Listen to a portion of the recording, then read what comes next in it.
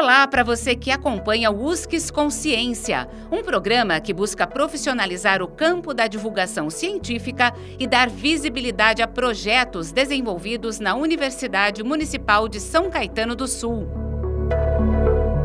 O USCS Consciência foi criado para conectar ciência e sociedade e se dedica à prática de divulgação científica a partir dos meios de comunicação em diferentes formatos e linguagens.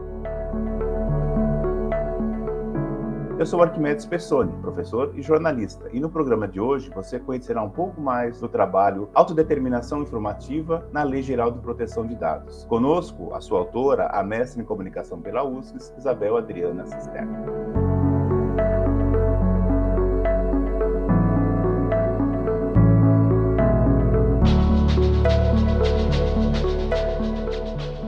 Isabel, obrigado pela sua presença. E eu já engato a primeira pergunta que não tem muito a ver com o teu trabalho, mas sim com a sua formação. A gente sabe que você é uma outsider, você não é da área da comunicação. E aí eu pergunto para você, por que você veio cair no mestrado de comunicação? Acho que é uma curiosidade dos nossos aqui ouvintes e telespectadores. Que obrigada. Eu agradeço a oportunidade, agradeço a todos os professores da USCS. O que faz a USCS diferente são as pessoas. Desde a secretária, que incrível atendimento de vocês, todo o corpo docente e em especial a você por ter me selecionado no mestrado. Muito obrigada pela sua generosidade e a minha maravilhosa orientadora, doutora Regina Rossetti, por quem eu vou carregar assim, uma gratidão imensa pelo meu caminhar nesta terra, né? Obrigada, Regina, um beijo no coração. Bom, desde 6 anos eu estudo, eu amo estudar, eu adoro aprender, eu sou uma pessoa muito curiosa em tudo, em tudo.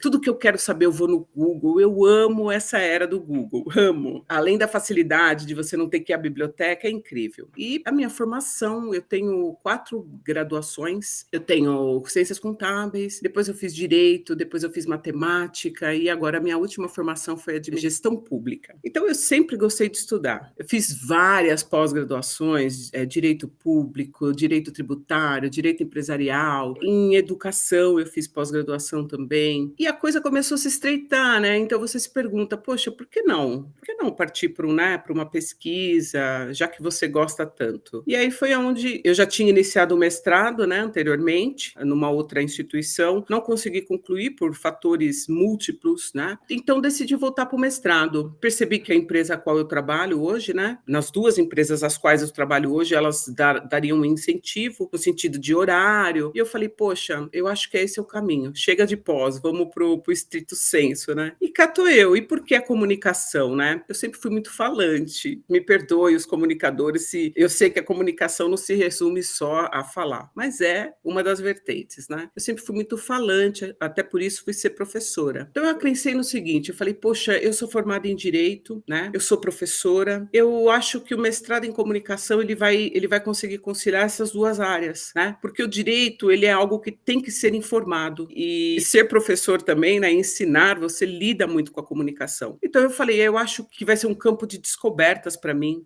E foi isso, tô aqui.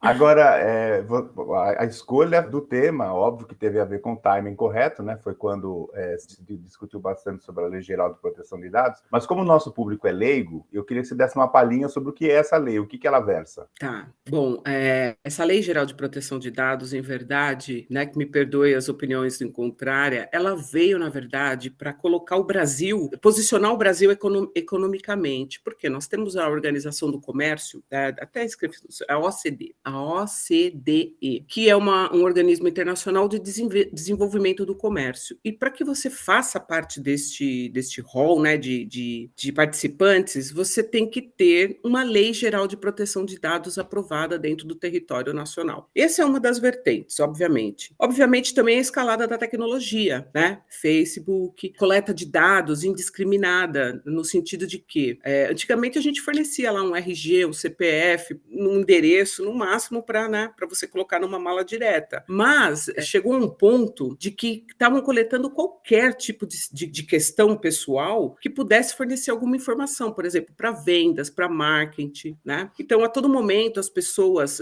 vivem te pedindo dados. Isso não é uma prerrogativa só da iniciativa privada, ela é também uma prerrogativa da iniciativa pública. Tempos atrás, em uma instituição, me pediu, no sentido de até me ordenar de que eu fornecesse novamente, né, todos os meus dados pessoais, todas as cópias dos meus diplomas, cópia de endereço, e eu, mesmo sendo uma instituição pública a qual eu trabalho, eu me neguei a entregar, porque eu falei, você já tem esses dados. Eles queriam, na verdade, confirmar e reaver todo aquele banco de dados que eles tinham anteriormente. Então, a gente vive numa era que a coleta de dados está, assim, exagerada. E aí veio a LGPD para quê? Para dar ao público, né, a cada indivíduo, o quê? Um bem. Esta lei traz para o indivíduo um bem. Que bem? Você tem seu carro, você tem seu veículo, trouxe o bem, dados pessoais. Porque há uma corrida, né, por coletar isso, uma mineração, né, vamos dizer assim, até veio com tudo isso, veio o Big Data, e entre outras tecnologias. Então, assim, eu vi aí, e quando eu comecei a pesquisar também, nossa,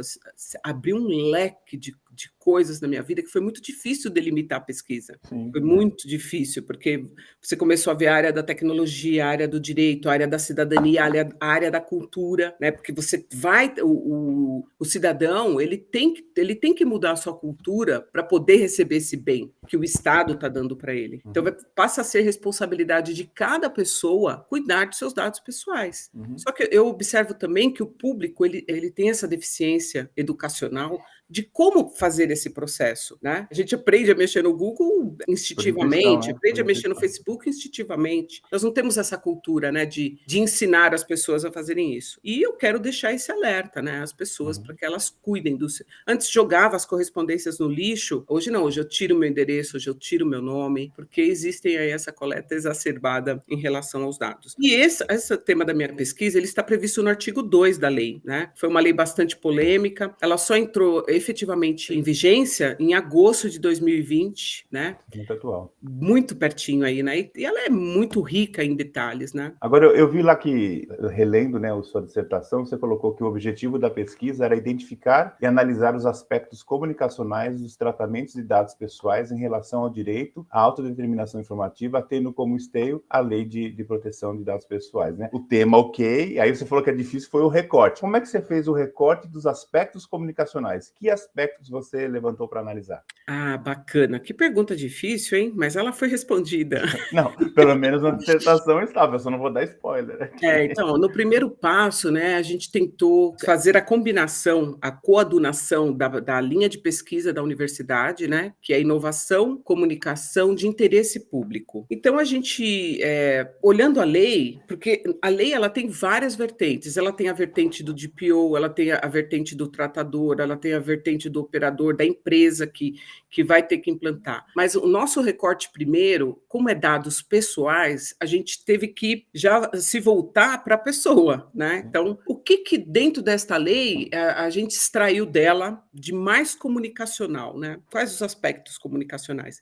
Que era necessário levar ao cidadão essa consciência da autodeterminação informativa. Então, na verdade, a gente precisa comunicar isso, né? A lei tem que comunicar isso. E o que seria essa autodeterminação informativa, né? Que está lá previsto, é o fundamento da lei, é o artigo, é o inciso 2º dos fundamentos. Então tá lá, essa lei protege os dados pessoais e tem como fundamento a autodeterminação informativa, que é o quê? A capacidade que cada um consegue se colocar frente a este bem. Como que eu vou fazer? Como que eu me autodetermino? Como que eu adquiro skills, né? Hard skills, grandes competências para cuidar desses dados pessoais, né? Quais são os passos? Como que eu tenho que me informar? O que eu tenho que fazer? Enfim, esta foi o recorte da pesquisa. Na sua análise, você contou sobre a questão da conscientização, né? Que não foram encontradas propagandas, nem informação, campanha de marketing, rede aberta ou em massa, destinada a promover e divulgar a informação. Ou seja, não há qualquer caminho sendo seguido para que a autodeterminação informativa seja alcançada. Você não achou mesmo? O governo não teve essa preocupação de jogar luz sobre uma questão tão importante? Então, no início, né, a agência reguladora, né, havia uma previsão na lei da agência reguladora, e ela foi vetada pelo então presidente, se eu não me engano, me perdoe se eu errar, tá?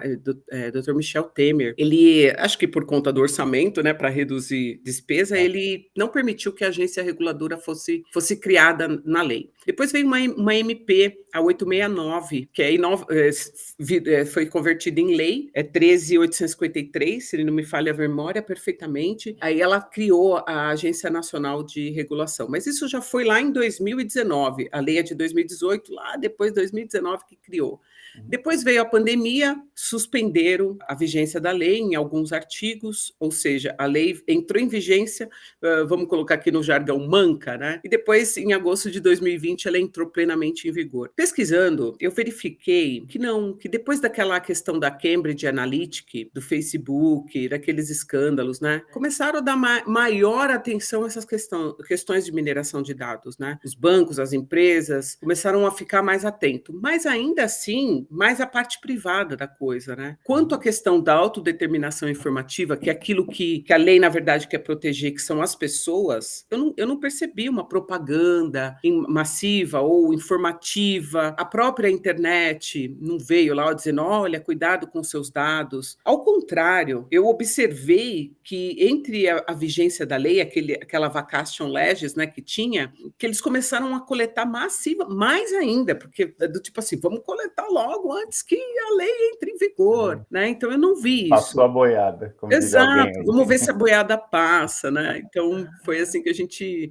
viu as questões da comunicação, né? Então, aí foi legal a tal cereja do teu bolo, né? Porque você vem de um mestrado profissional, que você tinha que identificar um problema de realidade, que tivesse relação com a tua área de atuação, e aí, ok, você contou essa história e falou assim, tá, aí você veio com uma proposta de um produto, que é um aplicativo. Conta como é que surgiu essa proposta e se esse aplicativo está funcionando, se era só para passar lá no mestrado, se você pretende fazer alguma coisa. Então, na verdade, eu acho que é um diferencial, né, do mestrado da USC, é essa questão do produto, né? Eu não sei se isso está em todas as instituições, mas ao final do mestrado você tem que apresentar um produto, ou seja, tentar colocar em prática a sua pesquisa. Isso é incrível. Eu falei, bom, tecnologia, preciso informar o público, preciso ensinar alguma coisa, quer saber? Vou fazer um aplicativo. Estamos na era dos aplicativos, na verdade. E esse aplicativo é um quiz de questões, né, de perguntas e respostas, e ao final você tem lá uma pontuação. Como se eu dissesse assim para você, você está autodeterminado, você está conhecendo o que é a lei, você sabe o que é um dado pessoal sensível, né? Então, foi um aplicativo de perguntas e respostas. Inclusive, eu não vou poder deixar de dizer aqui que ganhou uma medalhinha lá, ganhou um mérito o meu produto, tá?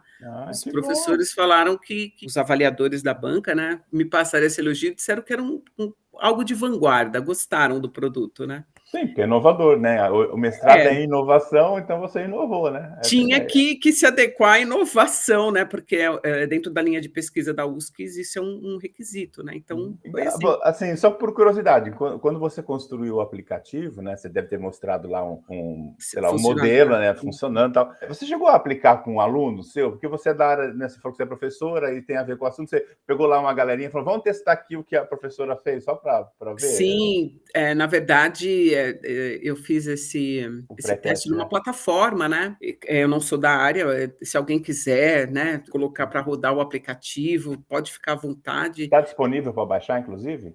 Na verdade, ele é um demo, né? Tá. Ele ficou como demo, porque eu preciso de ter um conhecimento a mais. Como eu gosto de estudar, quem sabe eu vou estudar essa área de aplicativos, mas precisaria ter um conhecimento a mais para poder fazer ele rodar, né? E eu fiz uma aplicação, apliquei com os meus alunos, né? E eles ficaram surpresos com a novidade nossa, professora, ganhamos alguma coisa? Eu falei, pois é, ganharam bens, dados pessoais, né? Sim. Foi bastante interessante. Mas como a pesquisa também foi delineada apenas documentalmente, né, o que me ajudou muito durante a pandemia, não precisei trazer esse resultado da pesquisa para minha dissertação, né? Bom, e aí eu queria saber, né, para passar a régua aqui no nosso papo, que está animado, mas em relação à tua experiência do mestrado, né? Eu sei que você gostou, você já falou isso no começo, mas o que isso contribuiu para a tua ação profissional? O que a Isabel, agora mestra, tem de melhor em relação à Isabel que não era mestra, além do título?